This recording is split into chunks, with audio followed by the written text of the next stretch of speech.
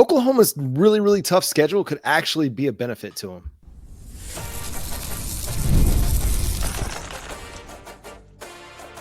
You are Locked On Sooners, your daily podcast on the Oklahoma Sooners. Part of the Locked On Podcast Network, your team every day. What's up, Sooner Nation? Welcome to Locked On Sooners, and thank you for making Locked On Sooners your first listen every single day. We're part of the Locked On Podcast Network, your team every day. Today's episode is brought to you by the all-new 2025 Nissan Armada. Stay with us for the Armada Team of the Week later in the episode. He's Jay Smith. I'm John Williams. One JD Piquel of On 3 and the Hard Count with JD Piquel had this to say last week about Oklahoma and their schedule and how they might actually benefit from their tough schedule. He says, if you win your non-conference games, you have a chance to make a massive narrative shaper with you into the selection Sunday. So for that committee to look at Oklahoma and say they beat Michigan, that matters to us. That stuff matters. In context, he's talking about if Oklahoma were to go 9-3 with a win over Michigan with their tough conference schedule, he thinks they could actually be a playoff team, Jay.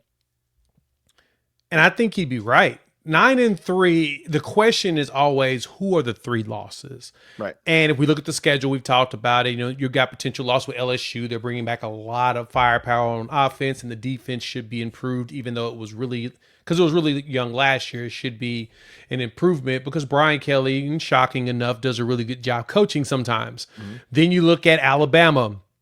They just got Ryan Grubb in as an offensive coordinator. Yes, they're replacing their quarterback, but Ryan Grubb, Kalen DeBoer working together, and the talent they have on their roster, that's another great opportunity. And then you got a mixture of either South Carolina or maybe Tennessee, who should be up and coming, both bringing back their quarterback from last season, and so they should be a major threat. South Carolina's got a really good defense. You know, Tennessee and Heupel are going to figure it out on offense. So if you really look at it and everything, if Oklahoma can go through, pull off a bunch of quote-unquote upsets, as people would say, and finish 9-3, there's a very good chance they'll knock off some teams that are ranked in pretty good range, with possibly even top 10. That, to me, John, is what would help them with that narrative shaping in order to make it to the playoffs. Yeah, I think if you looked at some of the 9-3 teams in the SEC this last year, look at Alabama. If they would have had a loss to, say, I don't have their schedule in front of me, but say they lost to Georgia instead of Oklahoma, and that was their third loss, they might still be in the playoff. They might have gotten a chance to be in the playoff. If Ole Miss wouldn't have lost to Kentucky and say they lost to somebody else that was really good, maybe they're in the playoff. But when you lose to teams that are in the bottom rung of the conference, that doesn't help your case. So for Oklahoma, you got to take care of business against the Auburns, against who do we play? The bottom. We don't really play many bottom rung of the conference teams. We got Missouri. Maybe Missouri is a bottom rung of the conference team by the end of the season, but you've got to take care of business in those games because, like you mentioned, LSU, the Alabama game, Tennessee, Texas, Michigan, those are all going to be really, really tough games. I think Ole Miss takes a bit of a step back this year. I don't think they're going to be as good as they were last year, but it's a tough schedule, no doubt about it. If you can find a way to go 9-3, I really do think that you have to get to November at 7-1 and have that final 4-game stretch against Tennessee, Missouri, LSU, and Alabama, not in that particular order. In those 4 games, say you go 2-2 in November. I mean, that's kind of a salty 2-2. It's not great, but it's not terrible. Obviously, you go 1-3 in November, you're done. But 2-2 at minimum keeps you in the conversation. Whether it gets you in, that's going to depend on a lot of factors across college football that are going to be out of your control. So the best way to control your own destiny, go 10-2 or better. That's the most critical thing. And Bill Connelly, we talked about this a little bit, but Bill Connelly dropped his, of course, initial 2025 returning production, but he also did his information on the schedule and the top 40 for SP Plus strength of schedule with their strength of schedule rating. Just kind of a disclaimer, projected win percentage and an average top 5 team could expect against your schedule. OU and Florida need to be top 5 caliber to go even 9-3. So we have to be top 5 caliber team in order to even win 9-3 because of who we're competing against. But Sure, the schedule wise, we're basically tied with Florida for the toughest schedules in college football, just because for us, we've got the non-con with Michigan, which really gives us a boost, and we're playing against all the top teams in the SEC except for Georgia. That's a lot. And then Florida has a massive non-con to go along with their in-conference schedule that's pretty ruthless as well. So, yeah, if Oklahoma and Brent Venables can find a way to pull those upsets that are needed, and some teams kind of fall back at the right time of the season, because if anything, you don't want those teams you're going against to be bad when you see them. Mm-hmm. In theory, you want them to catch them as they're about to be bad. And then they can take a downward slide, and it doesn't matter because you've already beat them when they were ranked. And that's the reason why I hate rankings before week 4, because you're just giving away free money and free points to people when they, in a way, don't deserve it. Like, people were giving credit to, like, Georgia Tech for beating Florida State. I mean, Florida State won with, like, one game in conference at the end of the season. Should that count as a quality win? Granted, it was the beginning of the season. It's what we thought then, but it's still kind of in a way counted for them. So to me, it's, you got to catch them at the right times and get those wins when those numbers are up. And then when they trickle away, it don't matter. We beat them when they were number 5. Right. And I think that's where some of the computer conversation comes into it, and why that should factor in a little bit more, why the BCS might actually be a better solution to the college football playoff situation than a committee, because a committee will look at the schedule and be like, oh, Tennessee beat Oklahoma. They were a ranked Oklahoma team at the time, but they weren't good. Like, Oklahoma wasn't a good team in 2024. So Tennessee shouldn't really get quote unquote credit for that. And I look at it on the flip side, you look at Texas, and if they went 9-3 with their schedule, they're definitely not going to be a playoff team. They are playing the bottom half of the SEC plus Georgia, basically. So it's the flip side of Oklahoma's schedule, where Florida potentially could go 9-3 and make the playoff. Oklahoma could go 9-3 and make the playoff. If both teams went 9-3, I don't know if Oklahoma would make the playoff if there's like a tie between those two teams. It could very well be what we saw this last year. If you have several 9-3 teams in the SEC, do they just avoid that chaos altogether and put in a team from another conference just to avoid the mass hysteria that would take place if Florida got left out, or if Oklahoma got left out for another team? So I don't know. It's going to be fascinating. And I don't think a 16-team playoff solves this in any stretch of the imagination, because then we're starting to argue about 8-4 teams versus 9-3 teams. But for Oklahoma, really all it comes down to is just win. Like, if you go 10-2, you're in the playoff. Obviously, go better than that. Yeah, 10-2, you're in. That there's no doubt about it in my mind that a 10-2 SEC team will get put in. They're going to find a way to get the team in every time. And I mean, sure, you would like to make sure that it's going to be competitive. Hopefully, whoever the 10-2 team is will be able to be competitive against the other conferences. But 10-2 will get you in there. I mean, we saw that with Tennessee last year. Who else? I think they were the only ones that were 10-2. Yeah, they were the only ones that were 10-2 that got in. Yeah, and so what 3 teams in? Because it was Georgia, Texas, Texas. Mm-hmm. And that was because Georgia won the conference. So it is what it is. That's what's going to happen. So I think they just got a bad draw, man. Like, Ohio State was just a really, really good team at the end of the season. That loss to Michigan in the big game really galvanized that team, and they just turned it on when it came. They were ready. Yeah, they were completely ready when the playoffs started in comparison to what they were in that Michigan game. And that's shout out to Sharon Moore. He knew what he was doing right there. We better be prepared for him as well. Yeah, this coming season. 10-2 definitely gets you in. 9-3 though. 9-3 is intriguing, especially when it comes to like with Oklahoma as well as with Florida. Because let me see, Florida's schedule. You've got. Wow, there's a chance that they'll have 4 straight ranked games, with 3 of them being on the road. 3 of the 4 games on the road, with Texas being a home game. Traveling to LSU, traveling to Miami, Texas at home, traveling to Texas A&M, and then you'll get Georgia, Kentucky, well, Mississippi State, Georgia, Kentucky, Ole Miss, Tennessee, Florida State. Like the only gimmies on that I see are Mississippi State and Kentucky. Yeah, it's only two I could see on there as well. And then they got South Florida and Long Island to start the season. Okay, so but the rest of them, so they got 4 gimmies.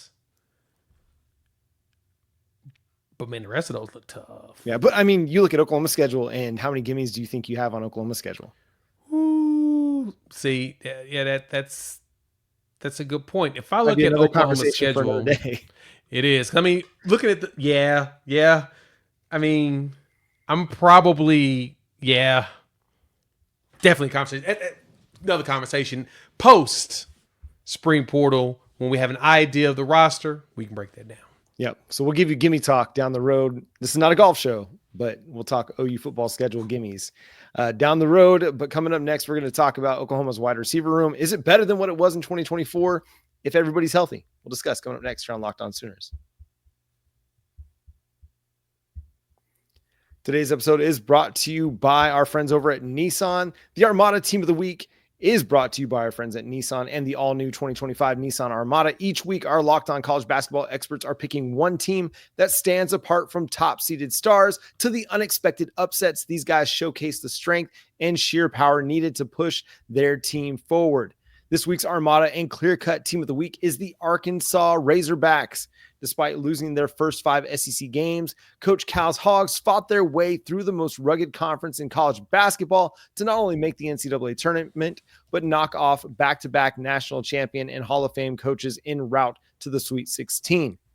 They accomplished all this without second leading scorer Boogie Fland for most of SEC play and without leading scorer and rebounder Ado Tiro so far in the NCAA tournament. When it comes to the Nissan Armada, they say go forth and conquer, and that's exactly what the Arkansas Razorbacks have done here. It's clear that our Team of the Week is out here ready to conquer the road ahead with confidence, just like you can in the all-new Nissan Armada or any of Nissan's outstanding vehicles. Take the Nissan Armada, Rogue, or Pathfinder, and go find your next big adventure. Shop NissanUSA.com. Thanks again for making Locked On Sooners your first listen every single day. Shout out to all the everydayers out there. We're free and available on all podcast platforms, part of the Locked On Podcast Network, your team every day. So, Jay, the Oklahoma Sooners wide receiver room has been the biggest topic of discussion for the last, 10 months, I would say, since spring ball last year when Nick Anderson really didn't get to participate in the spring game, and we didn't get to see much of anybody else. Jaden Gibson, I think, was kept out of the game. And it was Deion Burks. It was the Deion Burks show. Yep. But come fall camp, it's one injury after another, and we never get to see what this Oklahoma Sooners wide receiver room could have actually looked like. So how do you feel about it where it stands right now relative to maybe how we felt a year ago?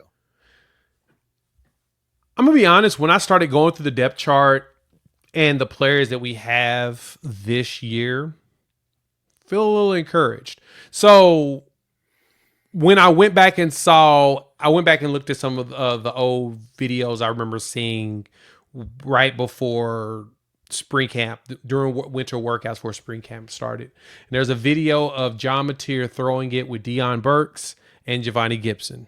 They were with Delphonte Diamond, the wide receiver coach, trainer, who took that picture of the ginormous thighs of Deion Burks right there next to him with JaVonnie Gibson. And when I saw that, I was like, okay, they've been training their butts off for the last couple of months. Honestly, I don't recall seeing this type of propaganda last year. I did remember seeing all this type of propaganda when Dylan was here. You saw that a lot. Mm-hmm. Didn't see much last year, but you're starting to see it pop up again. And that to me said, okay, there may be a different thing with this quarterback, with John Mateer, and the way that he approaches preparation. I know Michael Hawkins has been down. He had a little bit of a knee procedure, just some cleanup, but he's back training and he's been in spring practice now. So he's good.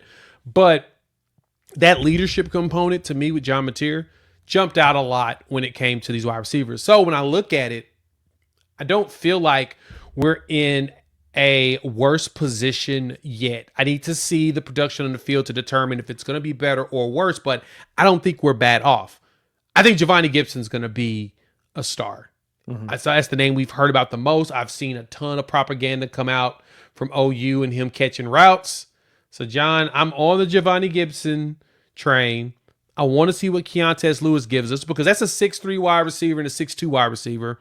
Well, 6'2.5" and a 6'2" wide receiver. That size that we said that we needed. And then from there, you just want to build up the young guys to go with it. You know Burks is going to be good. And truth be told, John, do you really need to see Deion Burks right now in spring training, in spring practice? We've seen him, right? Like, do you really need to see him go? I don't think so. So now you get to see how if Zion Kearney shows up. That's kind of where the questions come in. But overall, I don't think this room is worse. No, and I think with a guy like Isaiah Satania in the fold too, and with Jacob Jordan, I feel like your slot depth is a whole lot better than what it was last year. You know, when Deion Burks went out, you didn't really have a slot option until Jacob Jordan emerged kind of later in the season. You know, when you were down your outside wide receivers, you didn't feel good or comfortable with anybody else you had on the outside. I mean, we got some big moments out of JJ Hester. Brennan Thompson made a couple plays, but it wasn't consistent enough. So the biggest issue is like JaVonnie Gibson has to be healthy.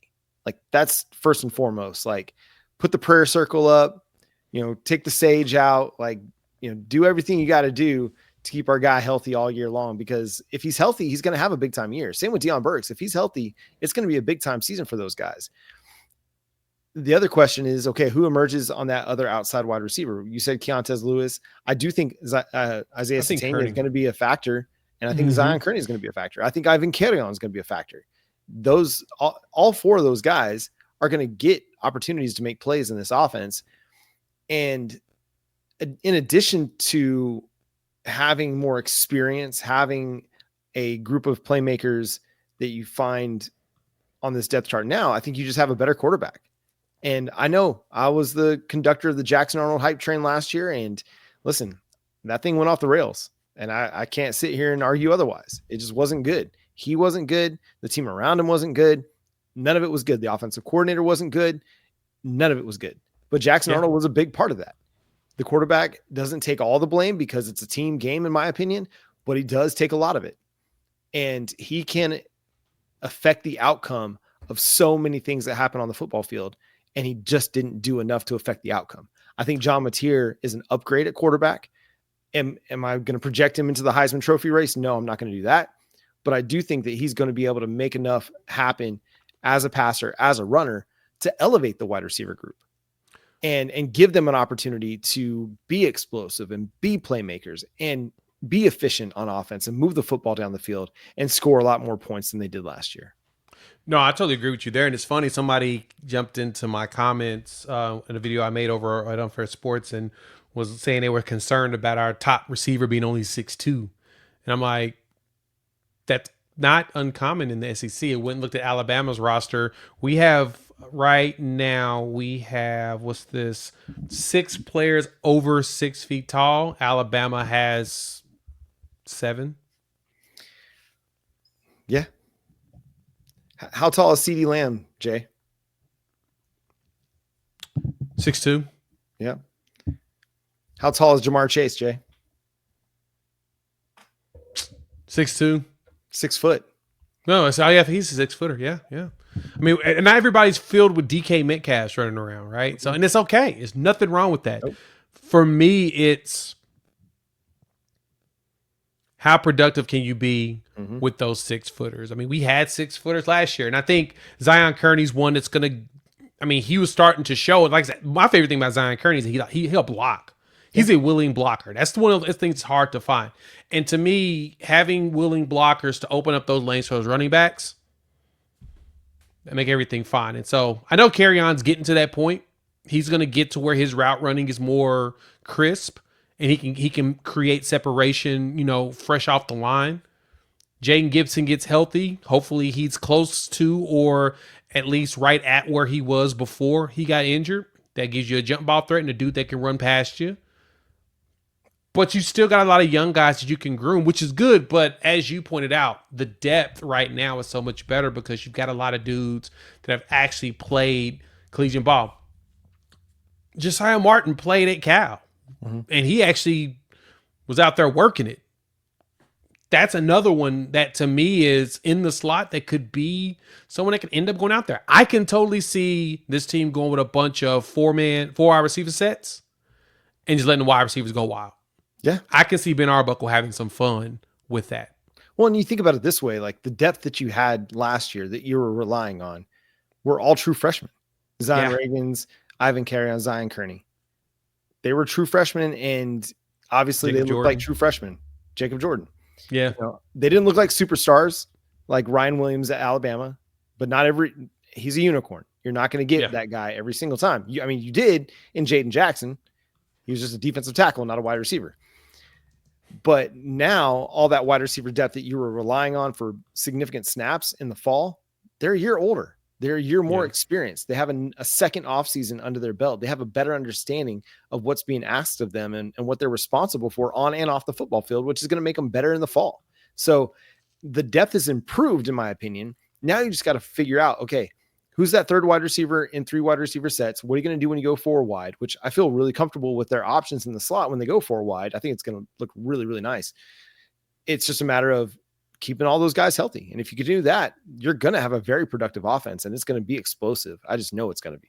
So I agree with you there. Auburn, they've got 6 wide receivers that are over 6 feet as well. That's kind of the funny thing. I mean, Cam Coleman, of course, is a freak, but again, you got if you have veteran wide receivers around the young wide receivers, it really does help take a lot of the pressure off them so they can just be loose and kind of do their own thing. They're not forced to think about everything and have to help make adjustments for their teammates.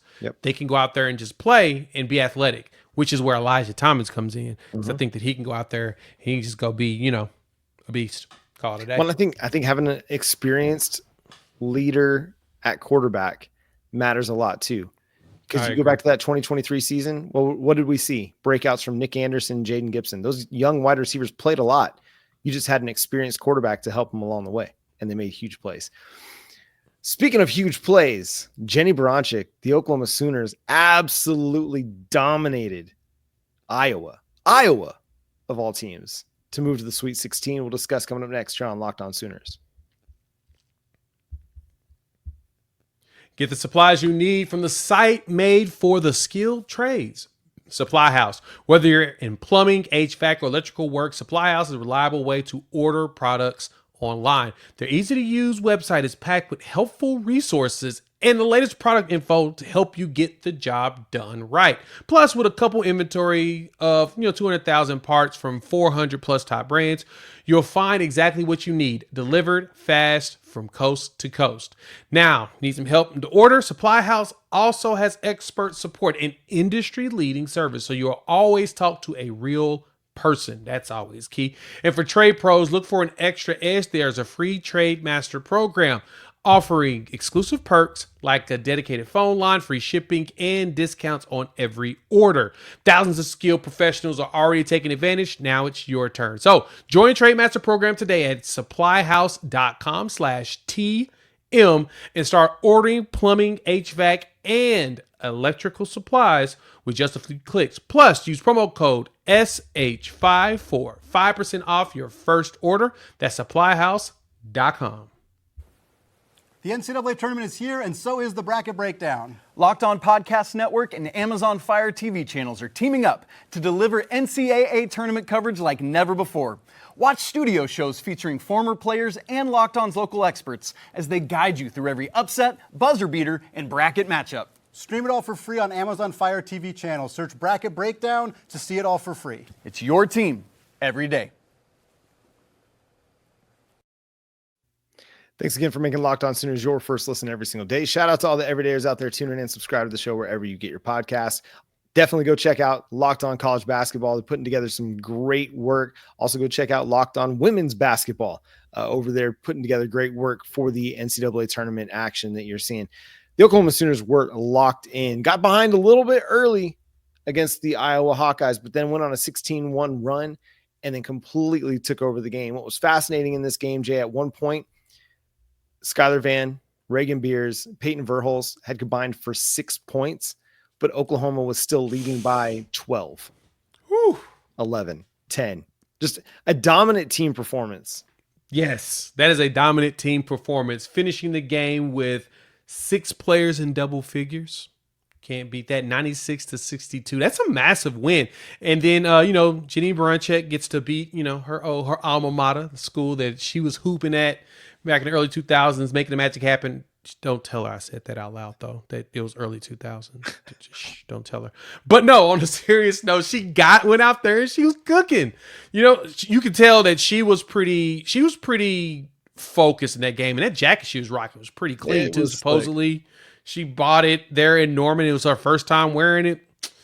You had the custom made. You big time. But she bought she coached her butt off. Mm-hmm. And I just love the fact that now, after they got her first year where they got bounced out in the round of 32, now they're making it to Sweet 16 for the first time. Was it since 2013?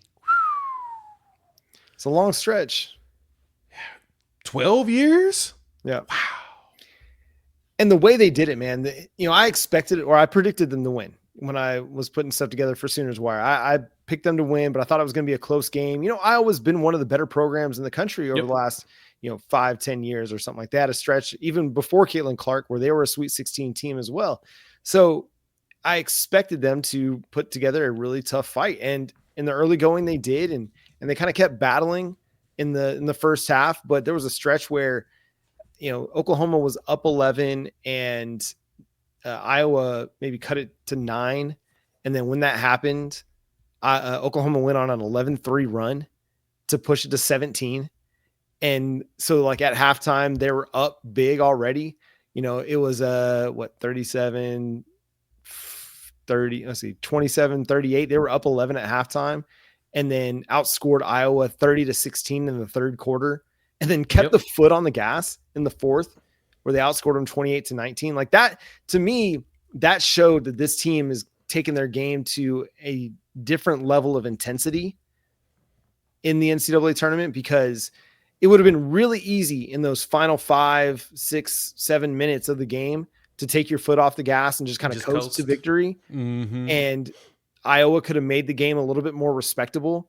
But no, they were out there to make a statement, and they made it, because they were shooting sometimes with 20 seconds left in the shot clock with under 4 minutes to play.